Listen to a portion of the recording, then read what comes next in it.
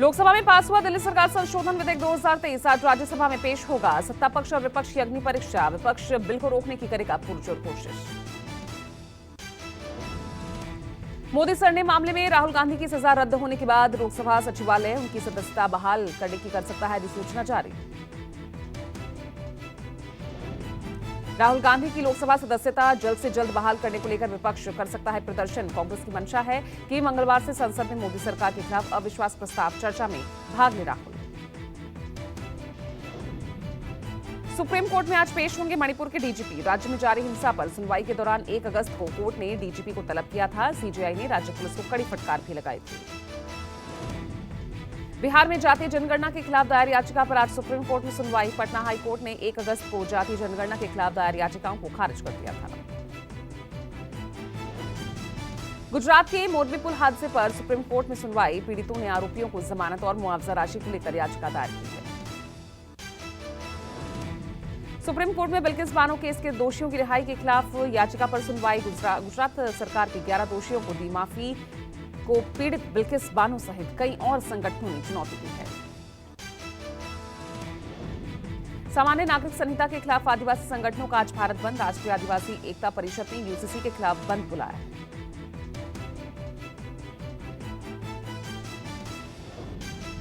राजस्थान में 19 नए जिले और 3 संभागों का गठन आज संभव है। राज्य की गहलोत सरकार नए जिलों और संभाग को दे चुकी है मंजूरी। प्रधानमंत्री नरेंद्र मोदी आज दोपहर 12 बजे प्रगति मैदान के भारत मंडपम राष्ट्रीय हथकरघा दिवस समारोह में शिरकत करेंगे। हरियाणा के नूंह हिंसा में मारे गए बजरंग दल कार्यकर्ता प्रदीप शर्मा के मामले में 150 लोगों पर एफआईआर दर्ज। आप नेता जावेद अहमद को भी बनाया गया आरोपी। आप नेता जावेद अहमद ने प्रदीप हत्याकांड में हाथ होने से इनकार किया। जावेद ने दावा किया, घटना के वक्त मैं 100 किलोमीटर दूर अपने रिश्तेदार के घर पर था। बीजेपी ने राज्यसभा के सभी सांसदों को आज सदन में रहने का व्हिप जारी किया है। पार्टी ने दोनों सदनों के सांसदों को 11 अगस्त तक सदन में रहने के लिए कहा। मणिपुर हिंसा, राहुल की सदस्यता बहाली और दिल्ली सर्विसेज बिल पर रणनीति को लेकर इंडिया गठबंधन की बैठक। कांग्रेस अध्यक्ष खड़गे के ऑफिस में सुबह 10 बजे होगी फ्लोर लीडर्स की मीटिंग। मणिपुर में बीजेपी को बड़ा झटका। बीरेंद्र सिंह सरकार को समर्थन दे रही कुकी पीपल अलायंस ने खींचा समर्थन। हरियाणा के सूरजकुंड में पीएम मोदी क्षेत्रीय पंचायती राज परिषद को वीडियो कॉन्फ्रेंसिंग के जरिए करेंगे संबोधित।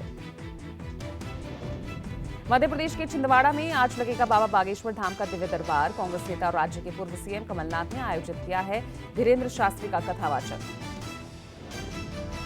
इसरो ने रविवार को चंद्रयान 3 के कैंप में कैद हुई चंद्रमा की पहली तस्वीरें जारी की। तस्वीरों में चंद्रमा पर नीले हरे रंग के गड्ढे दिख रहे हैं। चंद्रयान 3 चंद्रमा की कक्षा में शनिवार को प्रवेश किया था। 14 जुलाई को लॉन्च हुआ चंद्रयान 3 के 23 अगस्त को चंद्रमा की सतह पर उतरने की संभावना है। भारत में होने वाले वनडे वर्ल्ड कप में खेलने पाकिस्तान टीम आएगी। पाकिस्तान विदेश मंत्रालय ने रविवार को इसका ऐलान किया।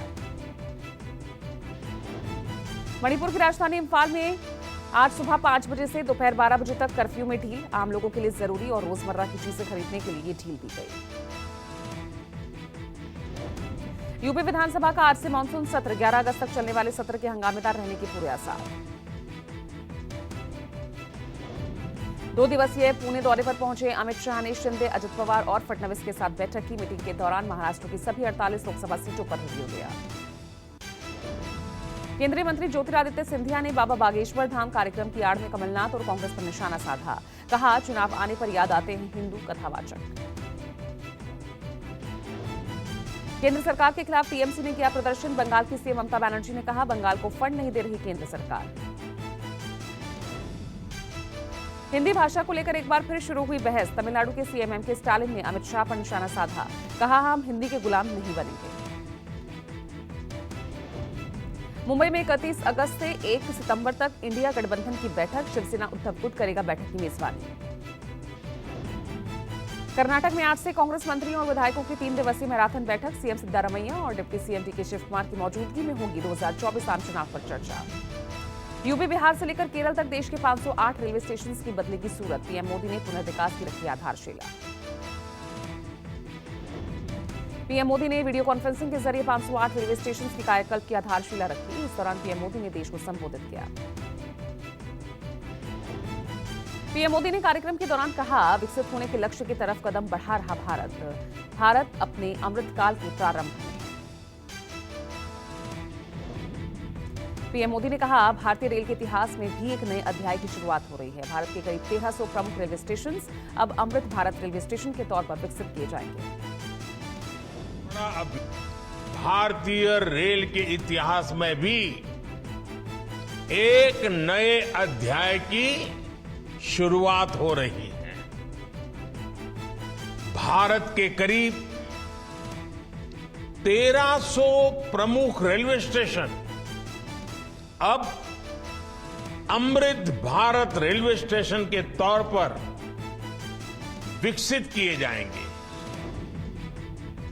कार्यक्रम में पीएम मोदी ने विपक्ष पर किया कड़ा प्रहार। कहा, हर अच्छे काम के विरोध में है विपक्ष। पीएम ने कहा, विकास के खिलाफ है विपक्ष। हमने सकारात्मक राजनीति से देश को आगे बढ़ाया। पीएम मोदी ने विपक्ष पर कटाक्ष किया। कहा, इन लोगों ने 70 साल तक वॉर मेमोरियल तक नहीं बनाया। विपक्ष ने कर्तव्य पथ और पार्लियामेंट का विरोध भी किया।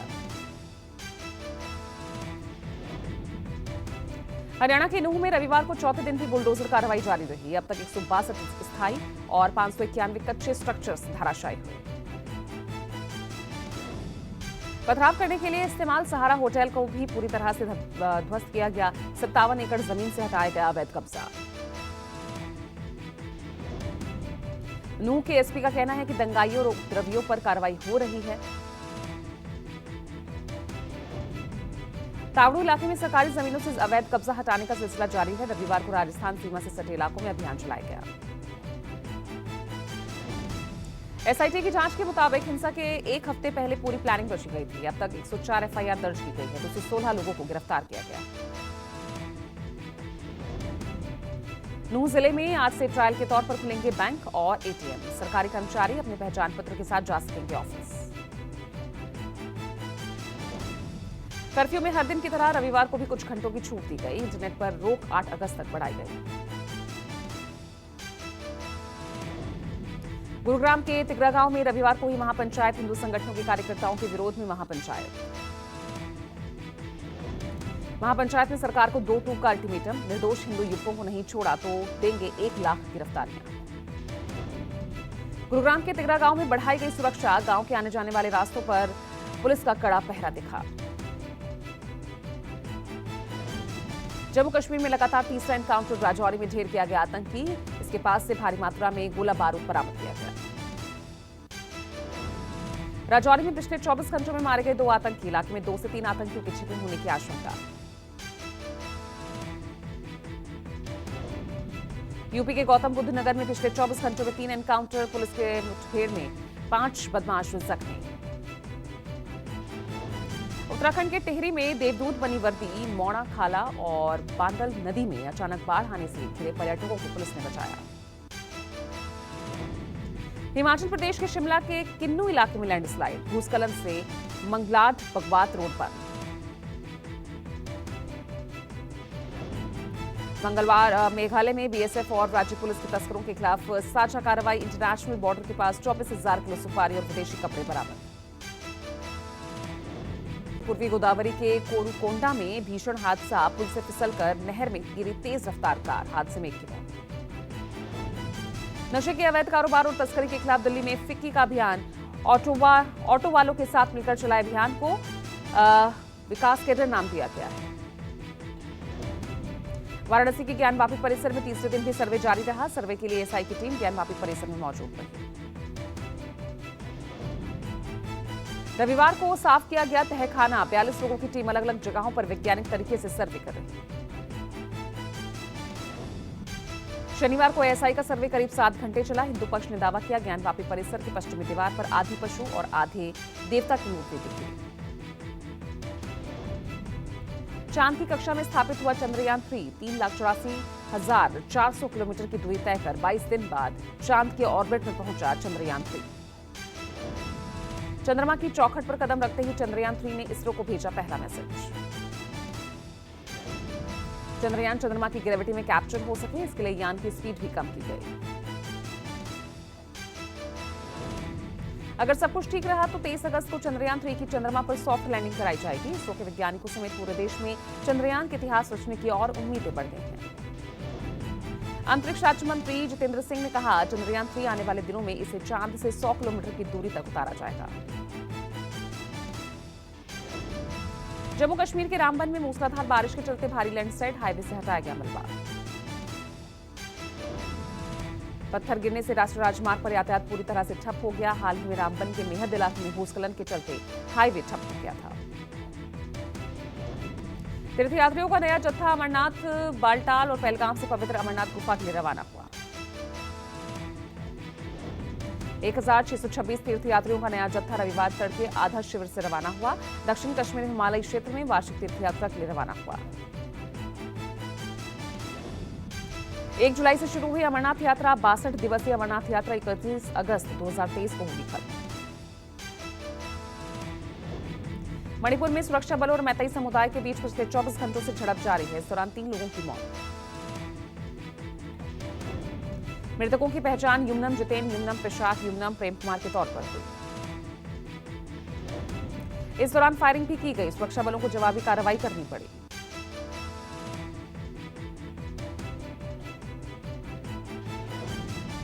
श्रीलंका ने चीन पाकिस्तान की कंपनियों से एलएनजी प्रोजेक्ट लिया वापस। रानिल विक्रमसिंघे सरकार ने प्रोजेक्ट भारतीय कंपनी को देने का फैसला लिया।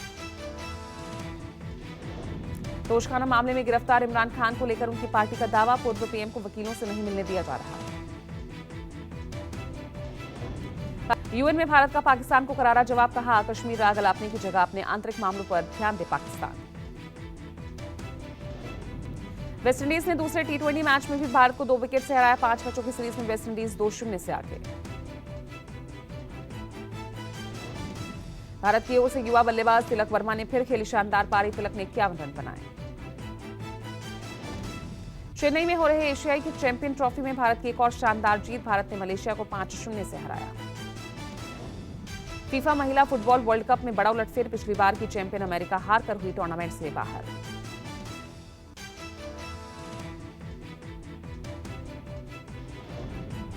गदर के प्रमोशन के लिए अटारी बॉर्डर पहुंचे सनी देओल और Amisha Patel. Beating the retreat समारोह में सनी अमीषा ने हिस्सा लिया।